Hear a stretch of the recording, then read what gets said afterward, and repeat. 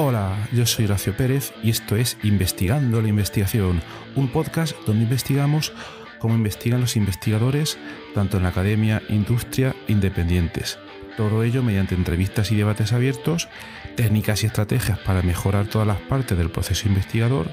y, no menos importante, opiniones abiertas que espero llamen tu curiosidad y te hagan también reflexionar.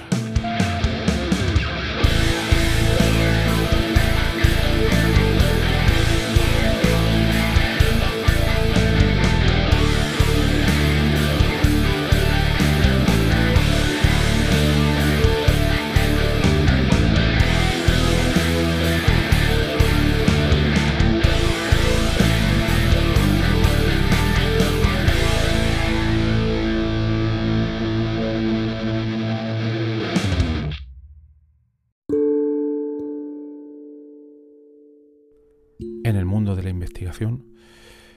pasa algo que no es exclusivo de este mundo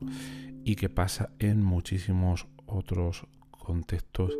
y que se refiere a aspectos claves de la condición humana.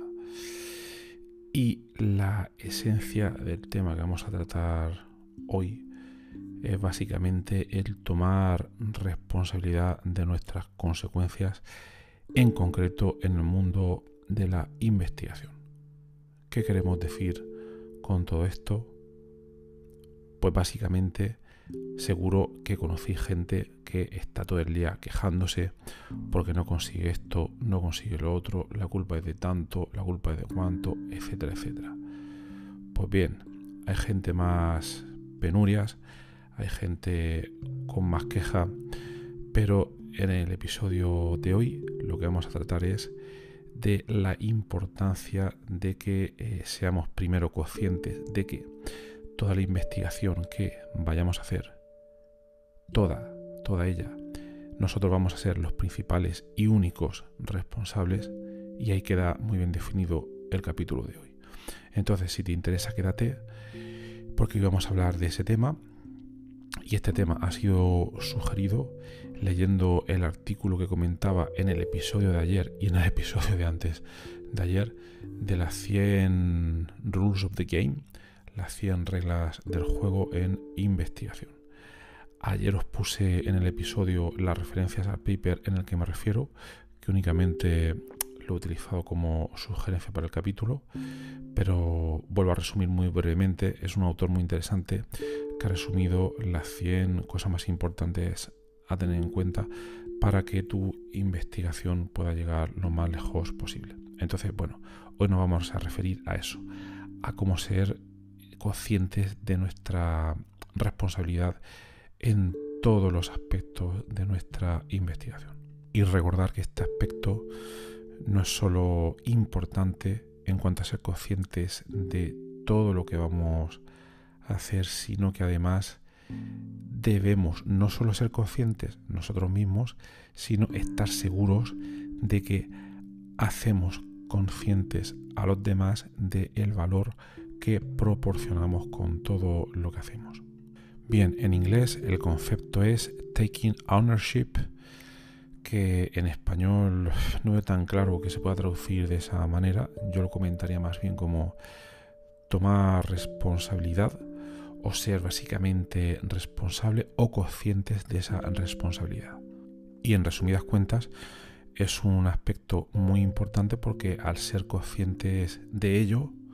de que todo lo que hagamos va a redundar en una serie de consecuencias e impactos, eso normalmente va a hacer que realicemos nuestros trabajos con una motivación mayor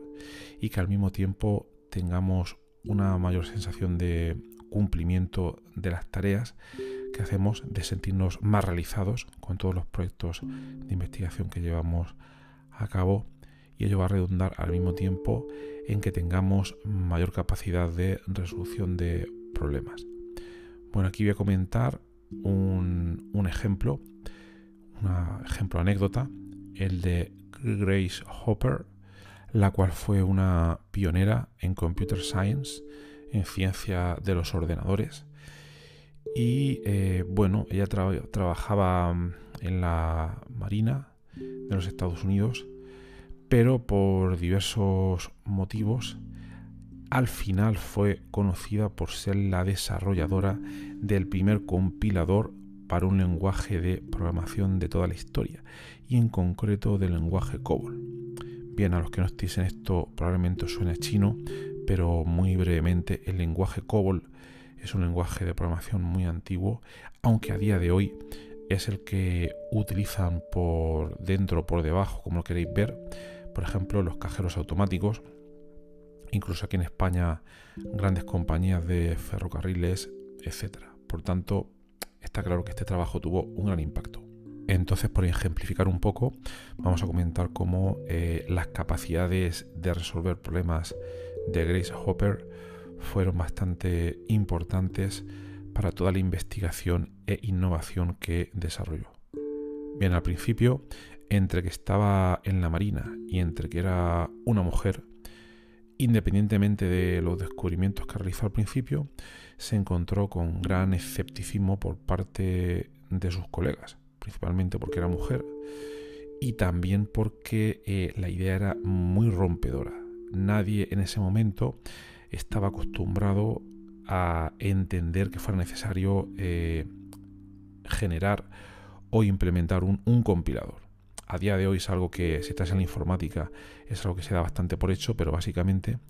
un compilador es algo que traduce el lenguaje de programación que un informático, digamos, implementa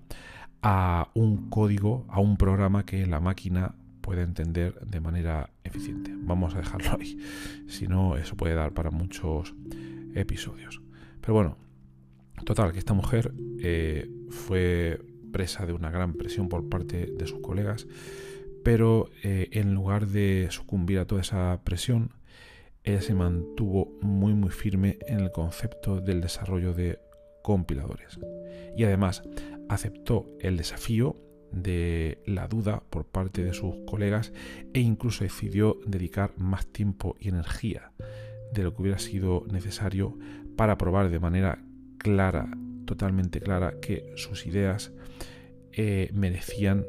un hueco en el campo del computer science, de la ciencia de los ordenadores. Para ello se propuso múltiples técnicas, entre ellas el refinar continuamente todas sus ideas y aprender continuamente de diversos contextos e incluso contactar a otros expertos en el campo de la ciencia de los ordenadores de aquellos tiempos. Entonces tuvo contacto con gran cantidad de investigadores, pero no solo de ciencia de los ordenadores, sino también ingenieros, matemáticos, etcétera, para que le dieran todo su feedback sobre la idea que ella había desarrollado. Entonces, después de contactar con todas estas personas de diferentes áreas, empezó a tener un feedback de manera bastante clara sobre la validez de todas las ideas que estaba desarrollando. Y esto le vino muy bien en un principio. Pero bueno, todos sabéis también que en el mundo de la investigación el principio no es la primera parte, es una parte importante, pero otra de las claves de ser consciente ella del impacto que podía tener su investigación es que cuando, después de esta primera ronda de intercambio de opiniones con otros expertos, ella decidió realizar un desarrollo iterativo. Es decir, en el que ella continuamente testeaba las ideas en un entorno de programación, de desafíos con otros colegas, para ver si podían tener sentido o si podían funcionar en el contexto de la programación. Para ello, además, no solo testeó sus programas, sus códigos de ordenador, sino que intentó estar en la mayor cantidad posible de foros y eventos para compartir ideas con sus otros colegas de aquel tiempo, de aquella época. En resumen, sus ideas llegaron al final a buen puerto. Ese compilador se implementó, se desarrolló y fue uno de los primeros ejemplos de necesidad en el mundo de la ciencia de los ordenadores de tener a mano esta tecnología para poder desarrollar programas de ordenador de manera eficiente. La lectura final aquí podría ser que si ella no hubiera sido consciente del impacto que podría tener su descubrimiento y lo hubiera abandonado, pues quizás no estaríamos hablando ahora mismo de ella, e incluso la informática a día de hoy no sería algo tal y como la conocemos. Pero fue clave darse cuenta del impacto que podía tener todo lo que hacía para que ella insistiera más y buscara mayor cantidad de iteraciones y soluciones e intercambio de información para que toda su idea pudiera llegar a buen puerto. Entonces, un ejemplo muy claro de que tener claro que todo lo que suceda con nuestra investigación es nuestra responsabilidad es un aspecto clave para que todo lo que hacemos pueda llegar, o al menos que intentemos que llegue a buen puerto. Otro aspecto importante en el segundo bloque de este episodio es que no solo tenemos que ser conscientes de nuestra responsabilidad, sino que también debemos ser conscientes de la condición en la que nos encontremos en nuestra carrera investigadora, porque obviamente no va a ser la misma responsabilidad que tengamos tanto si somos un estudiante o somos un colaborador en un proyecto o somos un comunicador que tiene que hacer que esa información llegue a la mayor cantidad de personas, o somos un mentor que queremos que nuestros conocimientos que nos ha costado tanto desarrollar pues llegue al equipo cercano con el que trabajamos día a día. Entonces, otro ejemplo claro de esta situación sería Robert Gallo, el cual fue un investigador americano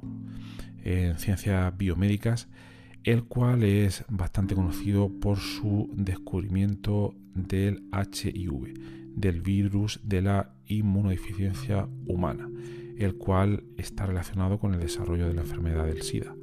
Obviamente a día de hoy esto es algo que sabemos, pero en su momento no era nada claro, y el trabajo de este señor contribuyó muchísimo para llegar a esta conclusión. Pues bien, lo importante es que el señor Gallo demostró la importancia de entender el rol que uno tiene como investigador dependiendo del estadio en el que se encuentre, para que la investigación que realiza pueda llegar a buen puerto. Concretamente, Robert Gallo en ese momento tenía un rol que se podía asumir como estudiante y colaborador. Y él, en lugar de fijarse en las limitaciones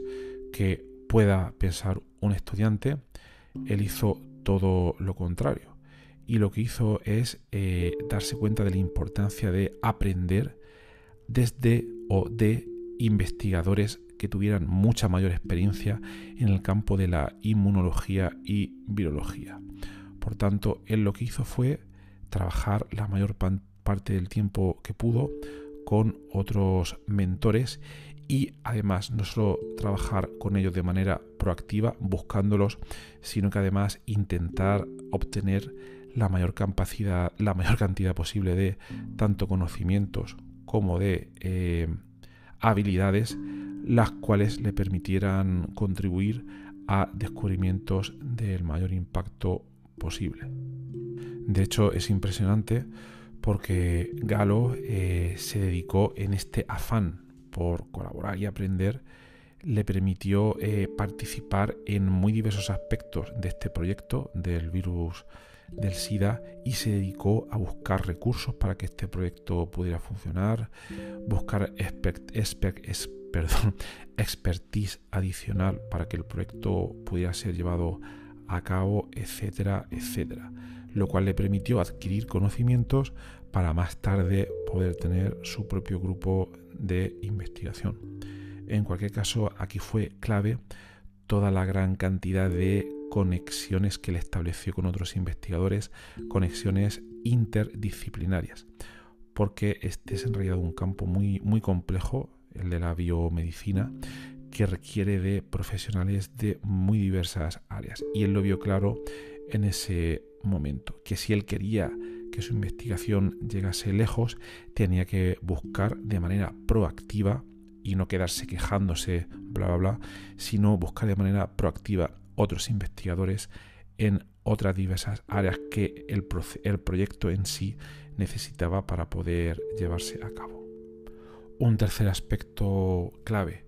para darnos cuenta cómo podemos ser responsables de nuestra investigación es ser conscientes de las relaciones que establecemos y que somos nosotros responsables de ellas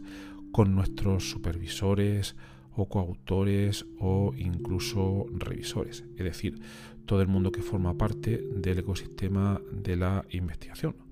Entonces aquí una faceta importante es el procurar de mantener relaciones sanas con todas las personas que nos rodean. Y además, no solo eso, sino también de ser capaces, y esto creo que cuesta muchísimo más, de exponer nuestros desacuerdos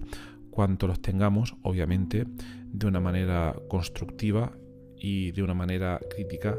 de la cual esto permita ayudar a todos los proyectos en los cuales estemos participando.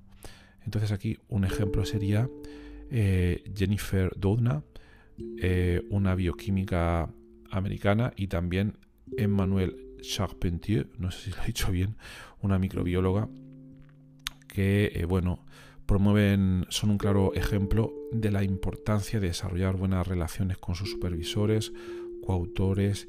y revisores cuando se trabaja en una investigación de alto calibre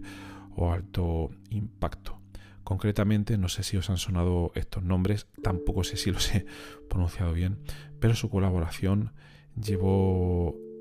permitió llevar a buen puerto el desarrollo de la técnica de edición génica CRISPR-Cas9, por la cual obtuvieron el Premio Nobel de Química en 2020. Bueno, este es un ejemplo relativamente clásico, ¿no?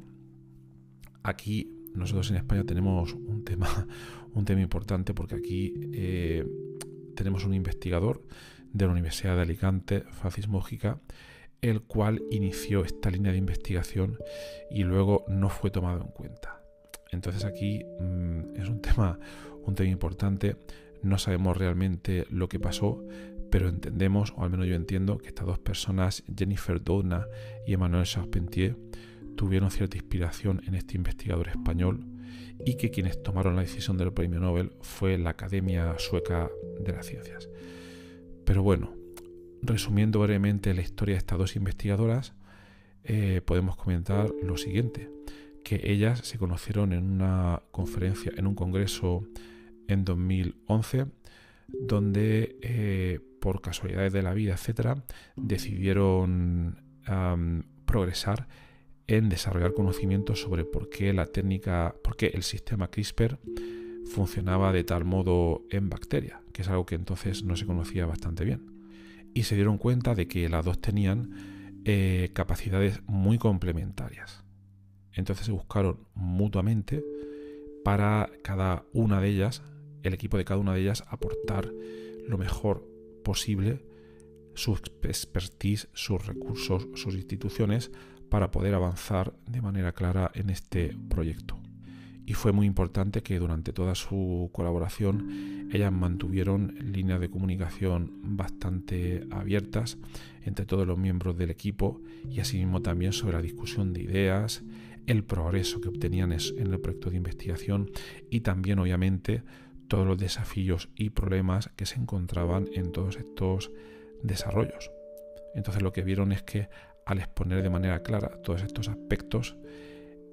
a todo el equipo, esto permitió, lo primero, resolver los problemas de manera más eficiente, y también que todos los miembros del equipo pudieran recibir de manera clara cuáles eran las principales ideas que se estaban desarrollando, y así todos trabajar de manera más eficiente hacia un objetivo común de todo el grupo. Aunque no fue tan fácil, porque en los primeros estadios de esta investigación, cuando empezaron a comunicar sus resultados, como en un tema tan rompedor y novedoso, se encontraron con grandes reticencias de toda la comunidad científica, que no estaba precisamente dispuesta a aceptar estos descubrimientos tan sorprendentes, ¿no? Pero fue esa cohesión entre ambas y entre ambos equipos lo que permitió, sobre todo al ser ellas conscientes del impacto que podía tener su investigación y de la responsabilidad que estamos hablando en este episodio, de la que ellas eran conscientes, lo que les permitió seguir adelante con todas estas ideas. Y un último bloque en esta idea que estamos comentando hoy sobre ser conscientes de la responsabilidad que tenemos de que nuestra investigación siga adelante, es un punto que muy pocos investigadores suelen tener en cuenta, y es el aspecto de vender nuestra investigación. Vender puede tener muchísimas significados, ¿no? Pero aquí uno de ellos sería el sacar un beneficio económico o generar un valor importante sobre la investigación que hemos desarrollado, que no siempre tiene que ser un valor monetario. Podemos también, por ejemplo, estar interesados en vender nuestra investigación cuando enviamos un paper a un journal, y entonces a quien les queremos vender nuestra idea de investigación es a los revisores y editores de esa revista. Entonces ahí sabemos que nosotros somos los responsables y nos preocupamos por escribir un abstract que sea lo más impactante posible, una buena cover letter, unas buenas figuras, etcétera, etcétera. Por tanto, no solo ser conscientes de que la responsabilidad es en nuestra, sino de desarrollar una serie de habilidades adicionales que no son solo la ciencia en sí, la investigación en sí, las humanidades en sí, sino ser conscientes de la responsabilidad que tenemos en vender nuestra investigación en múltiples frentes. Frente a revisores de journals, frente a cuando enviamos un paper a una conferencia, cuando enviamos un proyecto de investigación, cuando vamos a un congreso a exponer nuestras ideas, o cuando hablamos directamente con una empresa para vender algún servicio o algún producto que podamos haber desarrollado durante nuestro trabajo. Entonces aquí un ejemplo interesante sería la doctora Carme Torras, que es una investigadora española en ciencia de ordenadores, Computer Science, y que ha desarrollado investigaciones muy interesantes en el campo tanto de la robótica como de la inteligencia artificial. Carme puso especial énfasis a la hora de desarrollar su investigación en comunicarla y sobre todo hacer incidir en el valor de su investigación para todos los miembros de su equipo multidisciplinar, que tenían que entender realmente el valor que tenía lo que ella proponía. Porque a veces no es tan sencillo como ser director de un grupo de investigación, mandas cosas y la gente las hace. No es así tan sencillo, los que tenéis un poco más de fuera, sino que a veces debes mostrar de manera clara el valor que tiene lo que propones para que todo el equipo con el que estás trabajando vea ese valor y entonces trabajen de una manera más motivada o más práctica o más enfocada, si lo queréis ver así. Entonces ella también hace bastante especial hincapié en que el escribir el abstract de una publicación no es simplemente un pequeño resumen que ponemos ahí y ya está y enviamos el paper, sino que, como muchas veces el abstract es lo único que leen algunos revisores, debemos hacer grandes esfuerzos por concentrar ahí nuestro punto de venta. Y eso a los investigadores les cuesta mucho. Por tanto, mi recomendación personal aquí sería realizar cursos de venta. Saben muchas cosas de investigación, de escribir papers, etcétera, pero no es la idea que tengamos nosotros o lo que nosotros pensemos que es maravilloso de nuestra investigación lo que quizás le va a interesar a la otra parte a la quien queremos vender esa investigación. Debemos pensar de manera muy clara en a quién le va a llegar y entonces cómo debemos empaquetárselo para que pueda tener la mejor recepción posible por la otra parte, siempre pensando en sus beneficios, en sus preocupaciones, en las motivaciones que podía tener esa otra parte para poder, comprar, entre comillas, nuestra investigación. Entonces Carme tiene un gran trabajo en explicar cómo escribir abstract, fijarse en los journals, seleccionar los journals adecuados, etcétera, etcétera. Os recomiendo muchísimo seguir su investigación. Por tanto, ya terminando, que este capítulo me ha quedado un poco más largo de lo que pensaba, un poco solo, es que estos 4 aspectos que hemos comentado son muy importantes para que, en primer lugar, no solo seamos conscientes de que el impacto que pueda tener nuestra investigación es responsabilidad principalmente nuestra. No podemos echar la culpa a los demás o cometeremos un gran error. Nosotros somos los principales responsables y además somos responsables en múltiples frentes. Uno, en lo que nosotros tenemos que hacer para que esa investigación avance. Dos, en las relaciones que podemos tener con los demás, con todo el entorno investigador, con nuestro grupo de investigador. Y luego además también en cómo comunicamos todo eso que hacemos para que a los demás les llegue de la manera más clara posible. Así dicho suena rápido, pero espero que en este episodio todos estos conceptos se hayan visto de la manera más clara posible y si no lo estáis haciendo alguno de estos conceptos, os animo a que empecéis a practicarlos. Y si os interesa también, podéis venir a nuestra comunidad de investigadores en WhatsApp, donde muchos de nosotros está comentando sobre todos estos temas y podéis acceder de manera totalmente gratuita, al menos de momento, en la siguiente dirección: horacio-ps.com/comunidad. Ahí estamos desarrollando muchos episodios asíncronos. También estamos empezando a implementar un sistema de episodios síncronos, que eso ya lo comentaré en otro día, pero os animo a que os apuntéis, y a los diversos grupos temáticos que hay, otros más multidisciplinares, etcétera, etcétera. Bueno, pues nada más. Espero que os haya sido interesante esta serie de las 100 reglas del juego, donde hemos comentado la tercera de ellas. Creo que aquí tenemos una serie para rato que puede ser muy interesante. Y nada más, que tengas un maravilloso día y hasta luego.